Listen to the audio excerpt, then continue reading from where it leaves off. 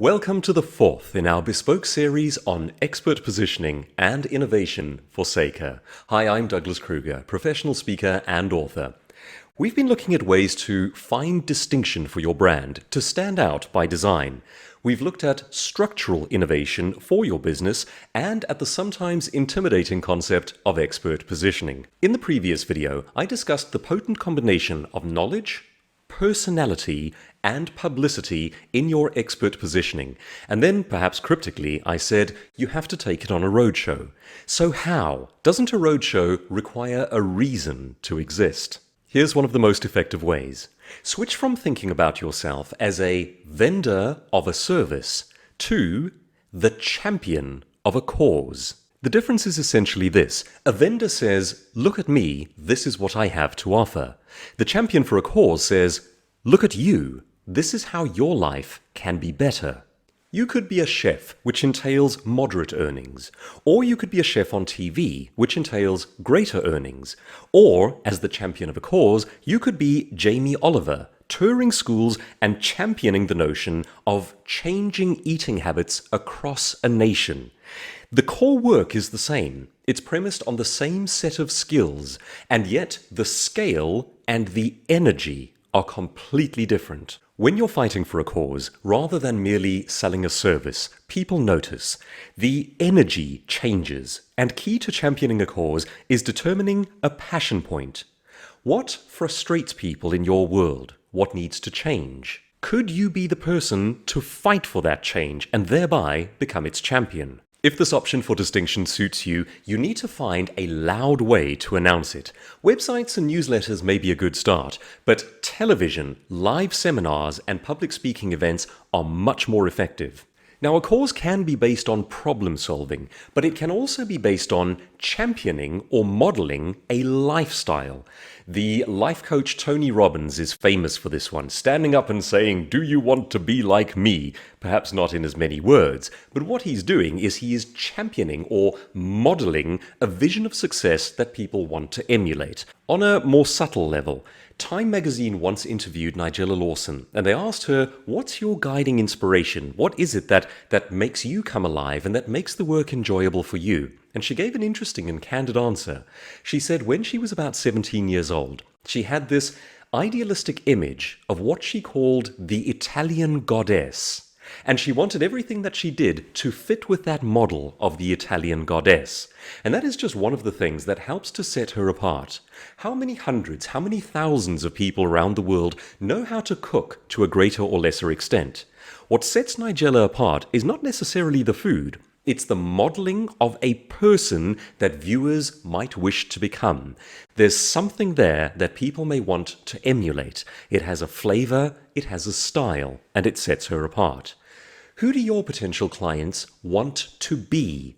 This is a very different question to asking what service or product do they want from you. The question is, who do they see themselves being or becoming in a best case scenario? Can you model that? Can you show them how to emulate that? And can you become the icon of the kind of lifestyle they're trying to achieve? On the other side of that scale, what frustration could you solve? What problem exists in your industry? What great issues are people grappling with that you have the knowledge to solve or that you could gain the knowledge to solve? Can you use the dissemination of that information as the cause for which you fight? It's perhaps the difference between saying, I teach financial skills at an entry level, versus something like saying, our mission is to move the breadline in the South African demographic. That's a mission. It has energy. It's a cause. It's something you can fight for. And that changes how people perceive you, and it changes the scale at which you operate. Now look for channels. Could you be featured in Forbes, or perhaps a family magazine? There are really two ways of looking at this, and both are good. The first is that you can do the highly specialized, highly segmented one. Say, for example, where you speak to the financial services industry, or even a highly segmented, targeted portion of the financial services industry. Or alternatively, you could do the morning live version, in which you speak to South Africans in general about a cause that everyone can understand. Now let's go a step further. Can you wrap it up in an interesting framework? Here's what I mean by that, and we will use the world of bodybuilding in order to illustrate it. The publishers of bodybuilding magazines face an interesting problem.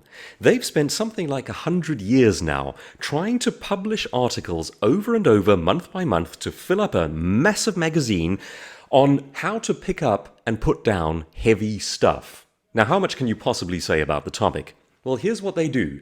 They repackage and re-present the same essential ideas using clever and compelling frameworks. Pick up a copy of Flex or Bodybuilding magazine and you'll see things like the t-shirt workout. Get into your best summer shape. Do the t-shirt workout so that you look great in your summer t-shirt. And it lists the exercises. Next month, you might have Russian Olympian training. Could you train like a Russian Olympian? Or another framework, Navy SEAL training. Do you have it in you to train like a Navy SEAL? Now, realistically speaking, it's the same set of exercises every time. They've tweaked them a little, they've changed things a little, but what they've done more than anything is to package them in clever frameworks. A framework is just a compelling way of putting across your entire idea, of wrapping it up, of giving it a great and compelling headline. Chicken Soup for the Soul is a clever framework. Rich Dad, Poor Dad is a clever framework. The Naked Chef, which brought Jamie Oliver to prominence, is a clever framework, and people bought that initial book by the thousands before they flipped it open and were sorely disappointed to discover recipes. What framework could you use that radio producers, editors, and the gatekeepers to platforms would look at and say, that's clever, we need him, we need her to come and talk about that. It sounds fascinating. My first speech, and the one that started me off as a professional speaker, was called The Rules of Hamster Thinking. And the Rules of Hamster Thinking was my framework. Now, while we're touching on the world of bodybuilding, when lockdowns hit last year, I watched how some of the top icons in the world of YouTube and bodybuilding switched to doing things like how to get a proper bodybuilding workout at home. And within a matter of weeks, some of their videos had millions of views. With a monetized YouTube channel, that can represent an entire annual income with one video. And what they'd done there is they had targeted a cause, a specific problem, and they put out the information to solve it.